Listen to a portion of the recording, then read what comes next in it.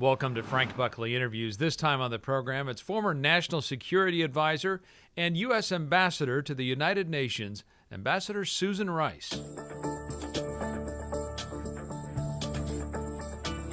Her name synonymous with the attack on the U.S. diplomatic and CIA facilities in Benghazi, Libya, an attack that left 4 Americans dead.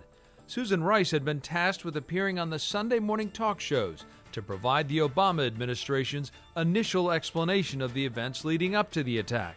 Secretary of State Hillary Clinton wasn't available, and of all people, Susan Rice's mom warned Ambassador Rice that she shouldn't be available either.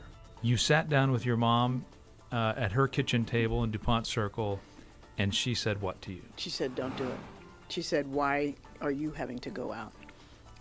She smelled a rat. And I smell a rat. Yeah, that's exactly Right. what she said. And I explained to her, I've done this, it'll be fine. And of course, it wasn't. Ambassador Rice would become a target of intense criticism and years of investigation when it was later revealed that initial explanation on Benghazi wasn't accurate. Now, Ambassador Susan Rice is telling her side of the story on Benghazi and more in her new book, Tough Love, My Story of the Things Worth Fighting For. Frank Buckley Interviews starts now. Thank you for joining me. It's great to be with you. Thanks. The book is out now, and we have a chance to see Susan Rice, not as a caricature, but as a human being, as a diplomat, a public servant, a wife, a mother, a daughter. And I just wonder, after you've finally had a chance to let the story out, how does it feel? It feels good. I It bet. does. I really wanted to write Tough Love in telling my own story in my own words. And I recognize that, there'll be some who won't want to hear it, but I hope there'll be many more who are interested in understanding, not only what I've learned from my time in service, but the forces that shape me. And the reaction has been gratifying, but it's also sort of, I feel like a weight has been lifted, an opportunity really given to me to say what I want to say, and sometimes not diplomatically. Yeah, and well, speaking of, I wrote down something you wrote in your prologue, which I think speaks to that. You said, "Ever since my name became synonymous with Benghazi, I have wanted to tell my story. Almost overnight, I went from being a respected, if relatively low-profile cabinet official to a nationally notorious villain or heroine, depending on one's political perspective and what cable news channel you watch. I am neither. The portrayals of me on both sides are superficial and uninformed by who I am and where I come from, by what motivates me and truly defines me." Is that the gist of what you were trying to say? Well, it's very much why I wanted to say what I wanted to say. It's a very frank rendition of, why I thought it was important to do this now, because I'd felt during my time of serving in the Obama administration, which was an extraordinary privilege, my responsibility was to work on behalf of and speak for the United States of America and President Obama.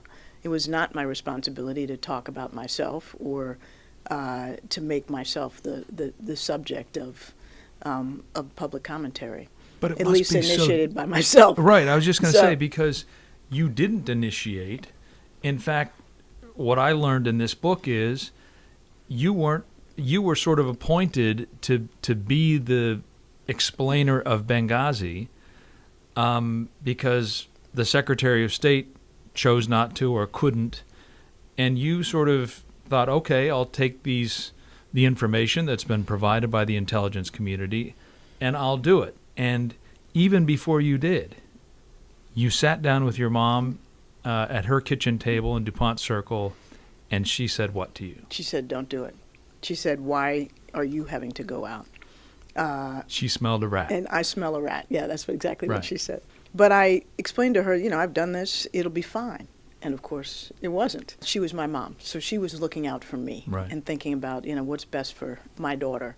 I wasn't thinking about myself. I was thinking about the fact that we had painfully and tragically lost 4 Americans in a terrorist attack, including the ambassador, who was a colleague and friend of mine.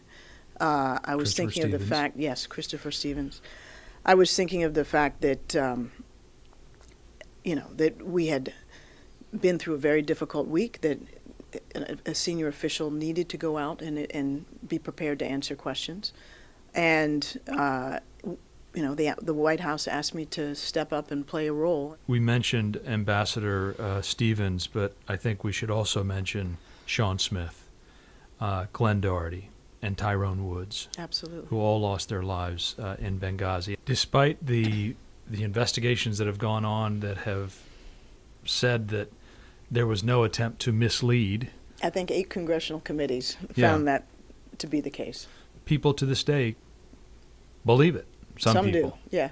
How is it that the explanation that you presented on those Sunday morning talk shows turned out not to be precisely accurate? But the short answer is that I was given talking points that had been written by the intelligence community and approved by the intelligence community that characterized in an unclassified fashion what we understood at that moment to be the best current information about what had happened in Benghazi. And it was information that I knew to be our best current assessment because I was privy to the classified information that underlay those unclassified talking points. And I was comfortable that what I said on that Sunday reflected what I had read in my intelligence take on Saturday. Meaning that you weren't just reading. I wasn't just parroting stuff bullet blindly, points. Right. So I shared it publicly, and within about 10 days, the intelligence community issued a new statement in which they explained that they had provided to policymakers, including me, information initially after the attack, and that their current information had evolved, and they updated their assessment to say that, here's what we understand to be the case today. Well, the difference between the 10 or 12 days later assessment was it updated it to be clear that we understood that there were extremists, perhaps related to Al-Qaeda, who turned out to be the attackers. And there was just more information that we had. But at the end of the day, as the investigation occurred, there was an FBI investigation, there were congressional investigations, the intelligence community continued to receive additional inputs that built out their understanding of what had happened. And the one thing that I had wrong in those talking points that were given me was that there was not actually a demonstration outside of our diplomatic facilities in Benghazi. So that turned out to be inaccurate, but not deliberately a lie or misleading. Nonetheless, it won't escape me forever. So. Yeah. And I just wonder what it's like to be in the middle of that. Well, it's not pleasant. To have my integrity impugned, and in some cases my intelligence impugned, is hurtful, particularly when it comes to integrity, because I've tried my whole professional career to serve to the best of my ability and faithfully, and I have, and yet because of this, there are those that will brand me a liar for perpetuity. I'm not going to be able to change that. But what I hope I can do, and in part by writing this book, is tell a full story of who I am, where I came from, why I have served in the ways that I have, and let people make their own judgments. Right. I write all of that because I do think it's important for the American people to understand that whether you're on the right or the left, it really doesn't matter, that the politics of personal destruction that have become so routine in Washington have a human cost. And I hope people will understand that we are blessed in this country to have people who are willing to step into the arena and to serve in critical capacities, whether at senior levels or middle levels or lower levels. And we shouldn't take their service for granted, and we should recognize that they give it at some personal risk. Coming up, why Ambassador Susan Rice's passion for public service runs deep. My great-grandfather was born a slave, and he fought in the Union Army in South Carolina during the Civil War. My father himself served during World War II at Tuskegee with the Tuskegee Airmen. So service is in my soul, and it's in my blood.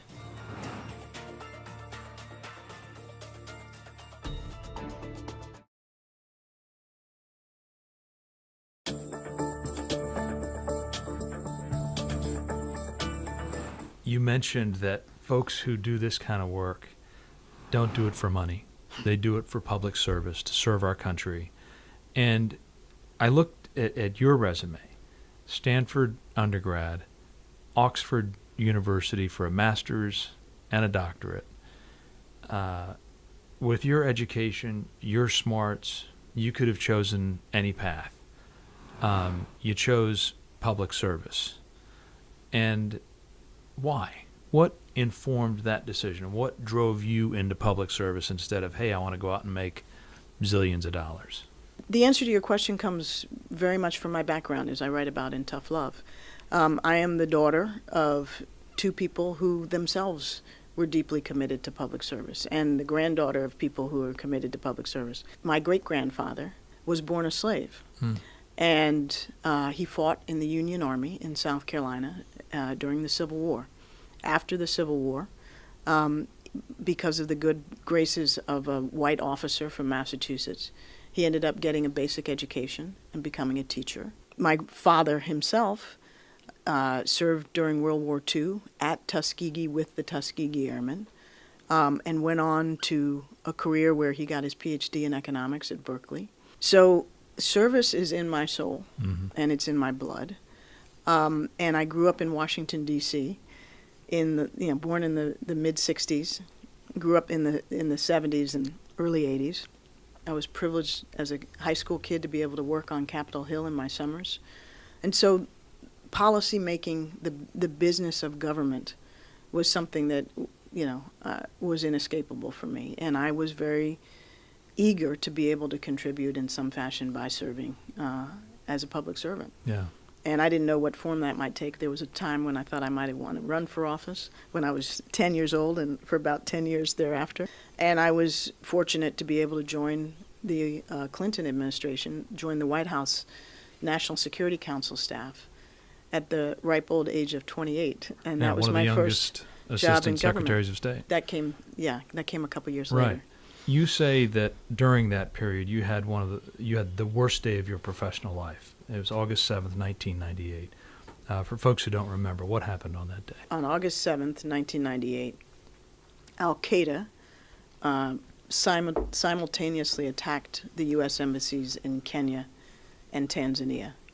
I was the Assistant Secretary of State for African Affairs, so those were embassies that were in my geographic area of responsibility, and those were people who were my colleagues. And we lost 12 Americans in Kenya, and over 200 Kenyans were killed, and thousands maimed and brutally wounded. And in Tanzania, about a dozen Tanzanians were also killed. And it was a horrific period to go through because of the loss of our colleagues. And the embassies were utterly physically destroyed. And it turned out to be a harbinger of Al-Qaeda's ambitions to attack us more forcefully around the world.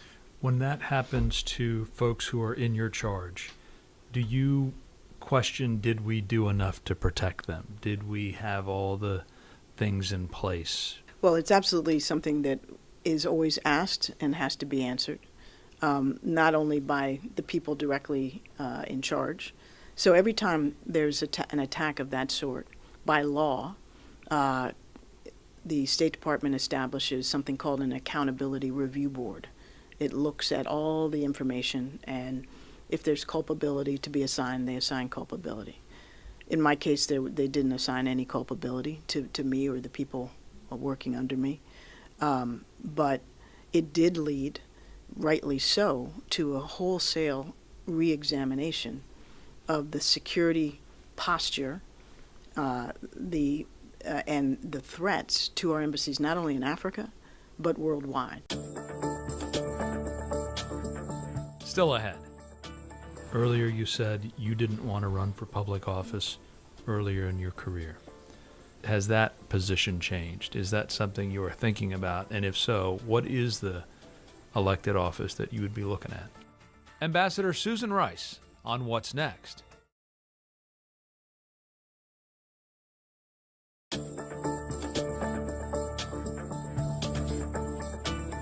want to ask you about Syria. Yeah.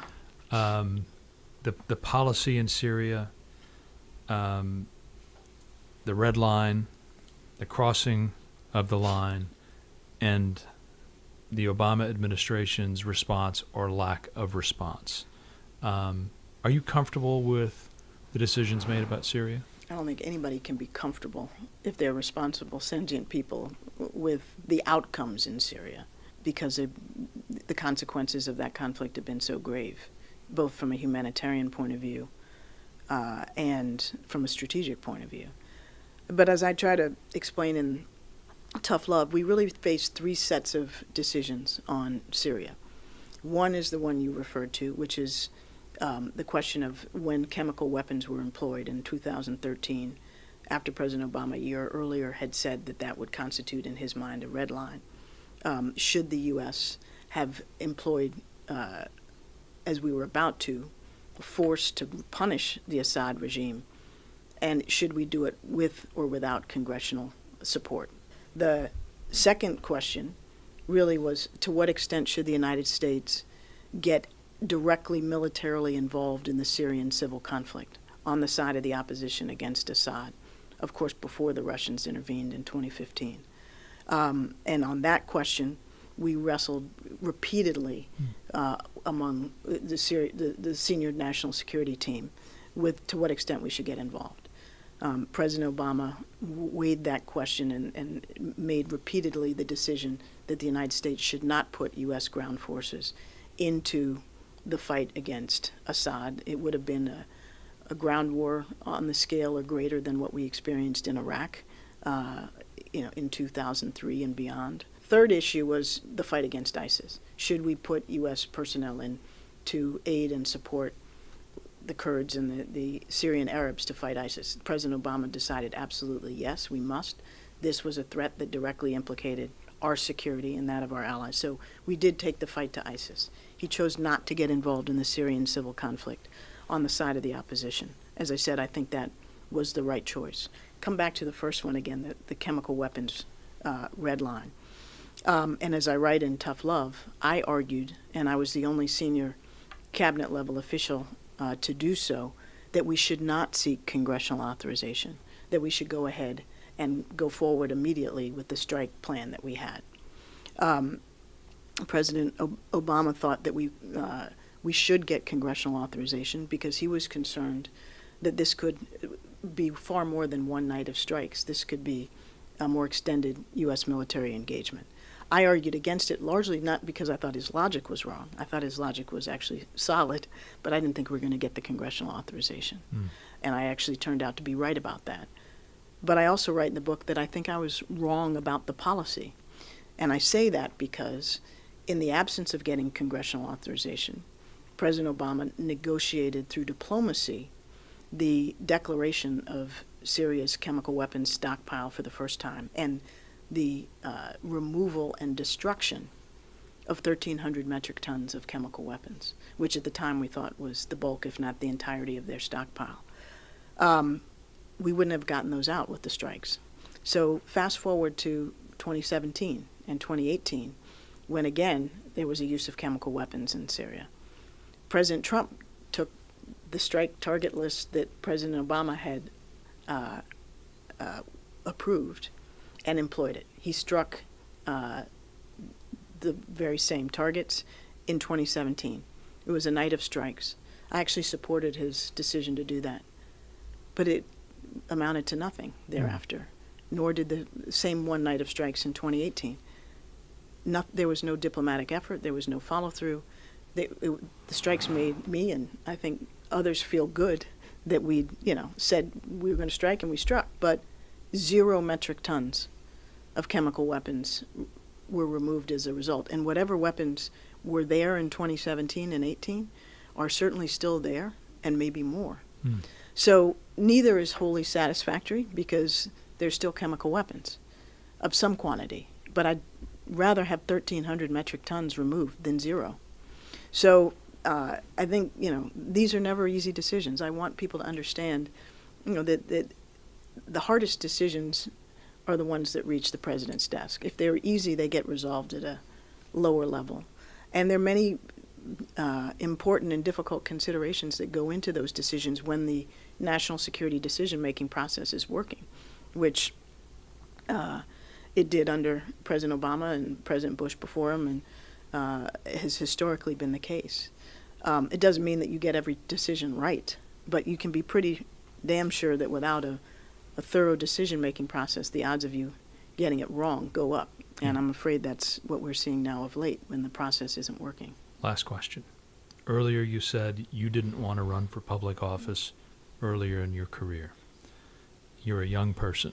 And I just wonder, has that position changed? Is that something you are thinking about? And if so, what is the elected office that you would be looking at? Well, the short answer is that's something I think about. But the reason I'm not doing it is because I haven't decided that that's the right thing for me at this point. I don't rule it out at all. And I don't know what that office would necessarily be, if any. And I also don't exclude the possibility of another appointed office. But, I feel so lucky to have been able to serve our country under 2 presidents, and now at the highest levels. I've been in the president's cabinet. I've been, at the national security decision-making table for many years. I've chaired that table. I can, hang up my cleats with a sense of satisfaction. All right. Ambassador Rice, thank you very much. Thank you. And if you'd like to hear more of my conversation with Ambassador Susan Rice, I hope you'll check out the Frank Buckley Interviews podcast. This conversation is episode 175. If you want to share your thoughts on the program, tag me on social media or comment on YouTube when we post the show there. Thanks for watching. We'll see you next time.